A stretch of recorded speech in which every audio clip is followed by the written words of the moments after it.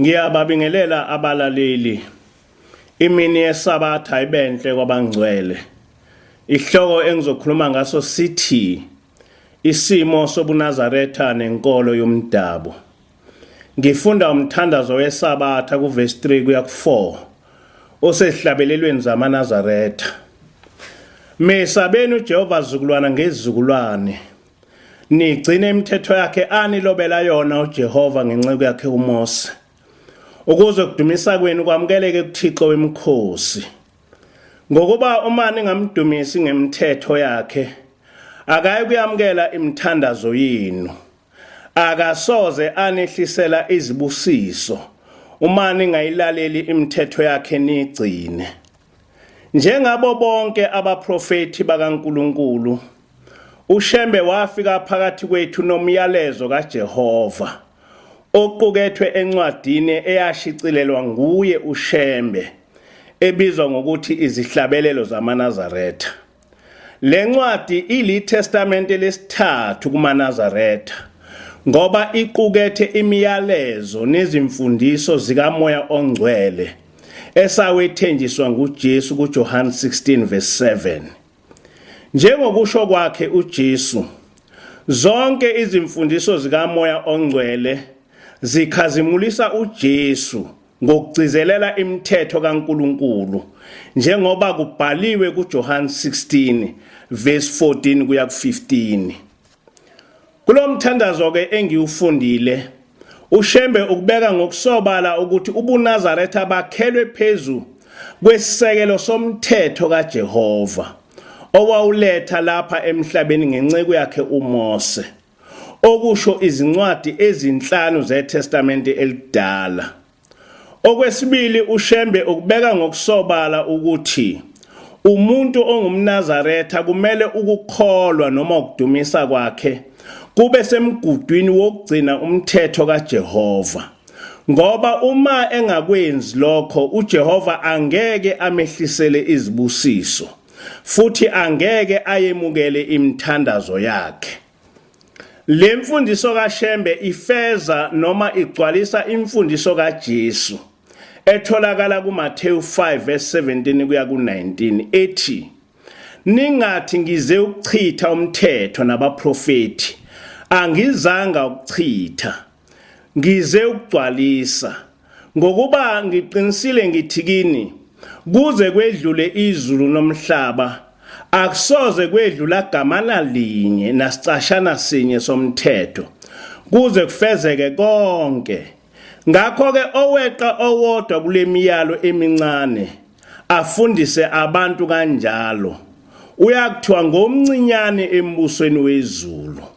Kepha oyigcinayo ayifundise, lowo kuyothiwa mkhulu embusweni wezulu. Uma-ke uShembe efundisa ngobuNazaretha, walandela ivesi lokugcina likaJesu elithi, kepha oyigcinayo ayifundise, lowo uyakuthiwa mkhulu embusweni wezulu. uShembe wafika wayigcina futhi wayifundisa imithetho kaJehova. Ngaphandle kokuthi imithetho kaJehova ibe isisekelo sobuNazaretha, kanjalo futhi nezimfundiso zikaJesu ziyisisekelo sobuNazaretha. Uma umpostoli ekhuluma into ephambana nezinkulumo zikaJesu, ubuNazaretha buthatha okushiwo nguJesu. Yikho ke ebandleni lamaNazaretha ingekho imfundiso ethi asisaphili ngaphansi komthetho, ngoba iphikisana namazwi kaJesu athi, oweqa owodwa kule miyalo afundise abantu kanjalo, uyakuthiwa ngomncinyane embusweni wezulu. Imfundiso yobuNazaretha iyawemukela amasiko ethu, kodwa lawo masiko ethu kumele angaphambani nomthetho kaJehova. Kumele kucace ukuthi ubuNazaretha akusiyo inkolo eyakhelwe phezu kwesisekelo samasiko, kodwa yakhelwe phezu kwesisekelo somthetho kaJehova njengokulethwa kwawo emhlabeni ngenceku yakhe uMose. Lokho kuchaza ukuthi ubuNazaretha bunomsuka nesisekelo senkolo yakwaIsrael.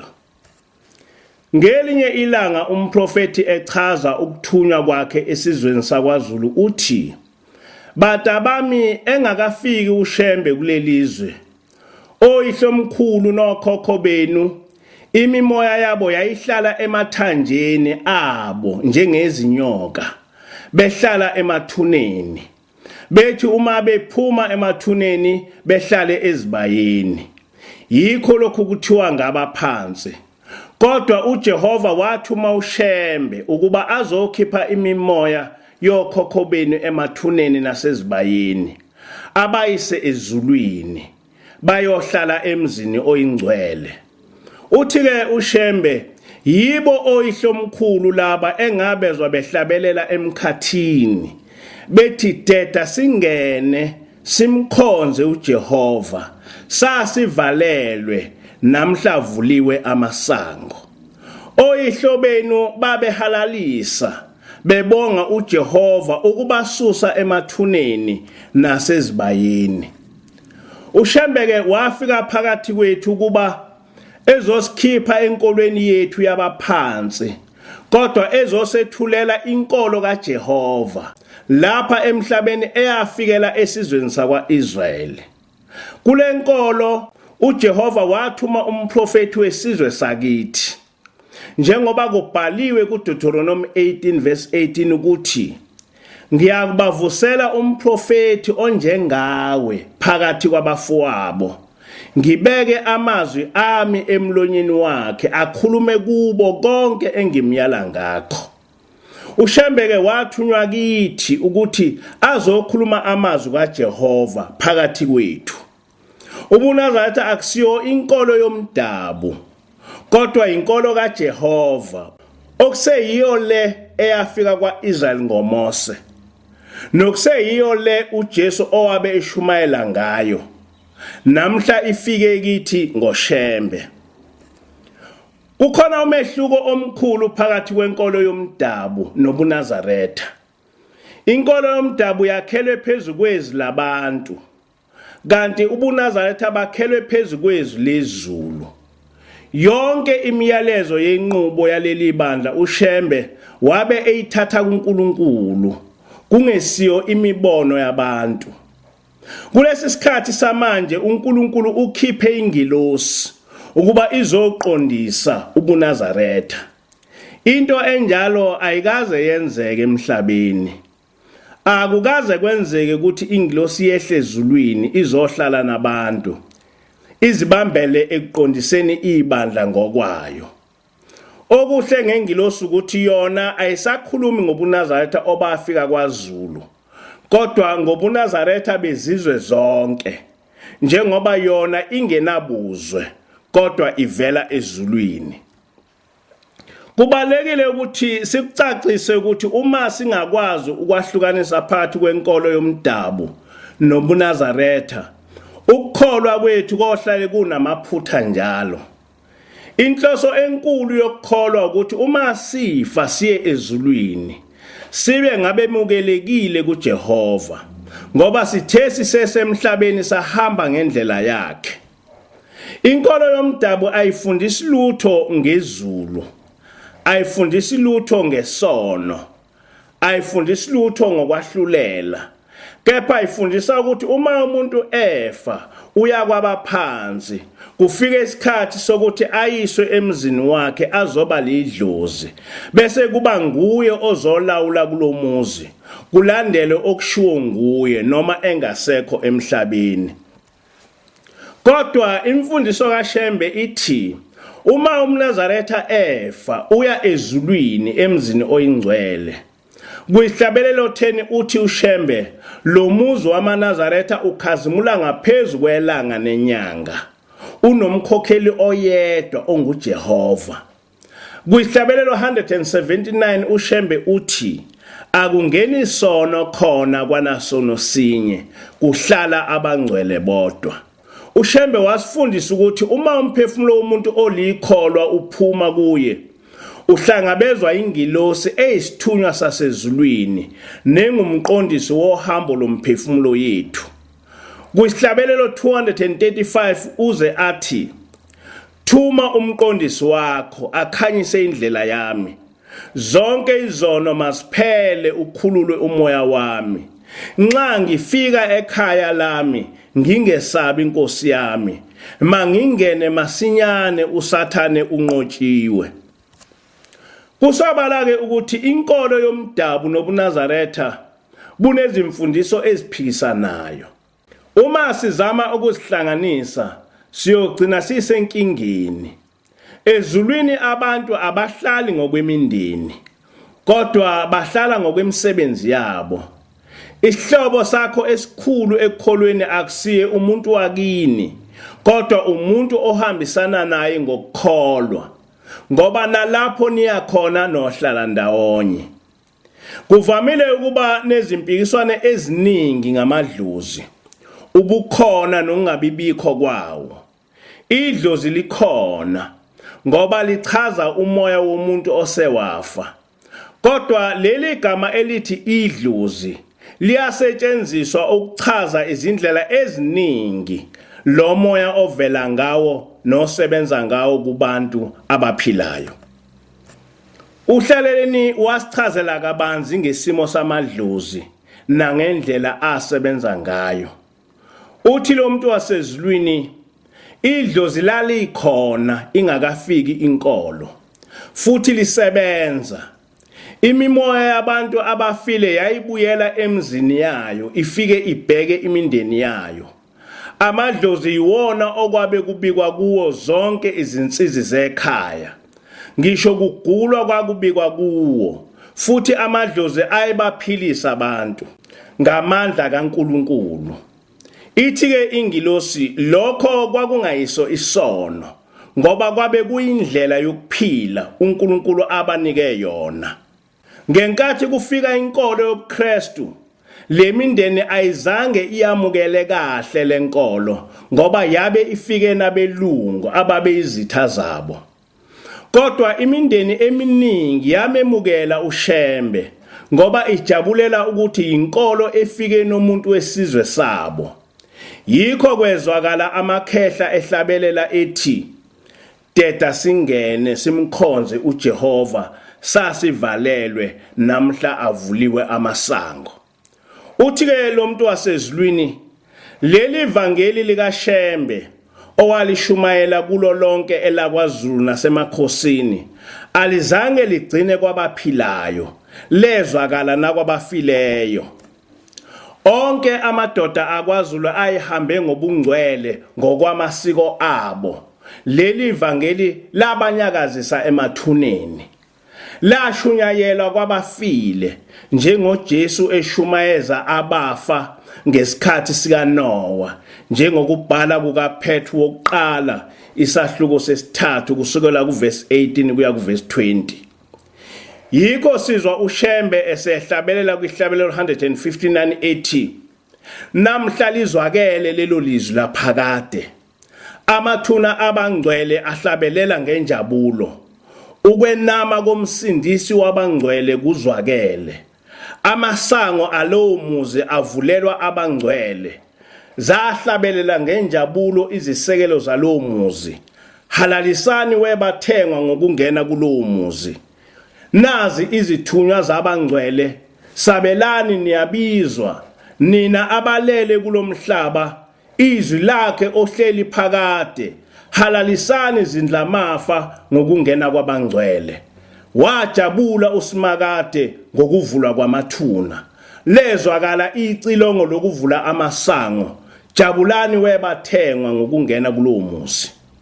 Ithi-ke ingilosi, kwathi uma okhokho bethu abasemathuneni bemukela ukukholwa, imimoya yabo yesuka emathuneni yahlangana nabangcwele, nayo yangena emzini oyingcwele. Imizi yabo yabe isisala ikhonza uJehova, ngoba uShembe wabe engakufihlanga ukuthi uthunywe nguJehova ulethe ibandla likaJehova. Kuyo yonke imizi eyabe yamukela ubuNazaretha, uShembe washaya umthetho ukuthi ayizungezwe ngamatshe acakwe ngokumhlophe, bese kubhalwa eminyango yayo ukuthi dumisani uJehova. lokhu okuluphawu lokuthi lo muzi usubuswa umthetho kaJehova. Awusezuhlala amadlozi kodwa uzohlala izingelosi, futhi awusezubuswa imithetho yamadlozi ngoba asekhululiwe ahlanganiswe nabangcwele. Ithi-ke ingilosi uShembe wakubeka ngokusobala ukuthi umuntu ongumNazaretha uthatha isifungo esikuvesi 11 kumthandazo weSabatha esithi, khumbula ukuthi namhla wenze isivumelwano noJehova uNkulunkulu wakho sokuthi uyohlala endlini kaJehova kuze kube sekupheleni kwezinsuku zakho. Amadlozi empela awasekho manje emzini yawo, adedele imizi yawo ukuba ibuswe nguJehova. Le mimoya enithi ngamadlozi enu, imimoya emibi eziphendula amadlozi ukuze idlale ngani. Le mimoya ingeniswa yithi. Uma ulikholwa bese uyaphuma endleleni kaNkulunkulu ngokuyobhula noma ngokuyohlola, usuke lo moya usunike imvume ukuba ubuse emzini wakho. Umoya ongcwele awuhlali nale mimoya. Uma kungena wona emzini wakho, umoya ongcwele uyasuka kuwe ngaso leso sikhathi. Ithi-ke ingilosi, noma kungenzeka uhlabe emzini wakho, kodwa ungasifaki isiphandla, futhi ungayakhi indlu yabadala emzini wakho. Uthi lo muntu wasezulwini, njengoba lapha emhlabeni kunezigebengu ezihamba ziqola abantu ngezindlela ezahlukene, ezinye zithumele ama-SMS zithi uwine izizumbulu zemali, kanti izona ezifuna imali kuwe.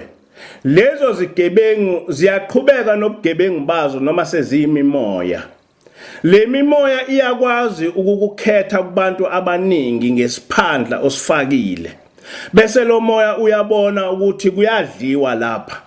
Lo muntu uzokwamukela noma yini esiyishoyo ngoba uyakholelwa kithi. Le mimoya ke isizokulandela ize iyofika ekhaya lakho. Inkolelo yakho ifunda ngesiphandla noma ngeqhugwane elisemzini wakho. Ithi-ke ingilosi, le mimoya ihlakaniphe kakhulu, ibe isifunda konke ngawe, yazi noyihlo omkhulu, ibuke nobudlelwane bakho nomakhelwana bakho, ibheke nomthandazo noma isangoma osihambelayo, ukuze ikunqobe ngempela. Iya kumakhelwana wakho, ifike ngephupho noma ngesibonakaliso, ithathe isimo sikayihlo omkhulu noma sika baba wakho, bese lo moya uzichaza kumakhelwana wakho ukuthi unguyihlo omkhulu. Uthathe nesimo sakhe bese umtshela ukuthi akazokutshela ukuthi uhlushwa yini nokuthi lokhu kuhlupheka kwakho uzoqeda kanjani.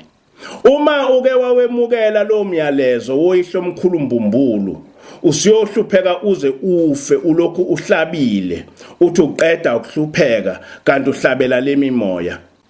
Uyozwa kuthiwa uhlupheka njengoba wazala wembethe, ingubo yakho yantshontshwa ngamanesi. Hayi, abazali bakho bafa bengaqhoyisile, baqhoyise. Hayi, inkinga yakho isibongo, shintsha isibongo. Hayi, wazala ihluli, manje seliyintombi, lenzele umsebenzi wokulikhulisa. Hayi, kunomfowenu owafa engaganiwe, ufuna umfazi, ganwa. Hayi, kunomkhulu wakho osesangweni, ofuna ukungeniswa, mngenise. Hayi, umndeni wakho awungenisiwe ekhaya, ungenise kuze kulunge konke. Uthi mawusungenisile kubhede kakhulu, kufe abantu kuphele umsebenzi. Impilo yakho yonke iyosebenza le mimoya, kugcine kulahleke konke ukukholwa, uze ufise ukuzikhunga. Le mimoya yona iyadla lapha, iyondliwa. Uyoze usithole usuya komashonisa ufuna izimbuzi zokondla le mimoya, kodwa yona kukho konke lokho ingakubuyiseli lutho.